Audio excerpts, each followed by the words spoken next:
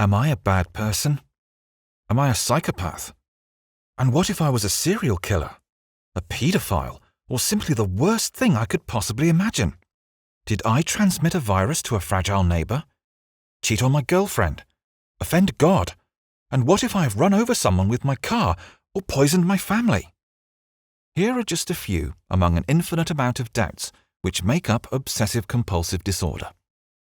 These are little-known forms of OCD and different to what you may have in mind, but nonetheless distressing for the person suffering.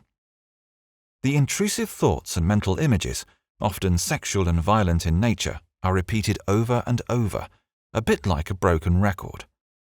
These symptoms can make someone believe they have committed or will commit immoral and prohibited acts, which disgusts the individual in a state of distress.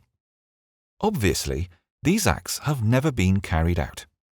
The symptoms do not represent any desire whatsoever, and rather fixate on what is valued the most and on the biggest fears of the individual. These forms of OCD, nicknamed pure O, involve mental compulsions used by the individual when the fight or flight reaction is triggered.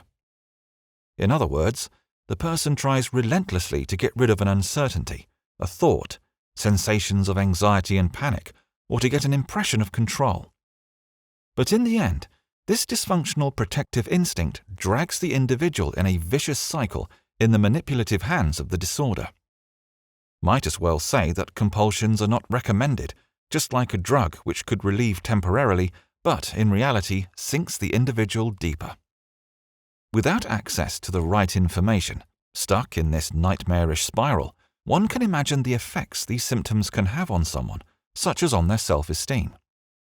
The good news is that the brain can be rewired, and there are effective psychotherapies out there to leave this maze, enabling even someone at a dead end, stuck at home, to put their life back on track.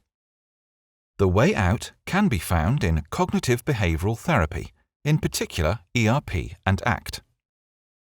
The unwinding can start by understanding the several key concepts, often counterintuitive and unexpected, but materializes by putting them into practice in daily life.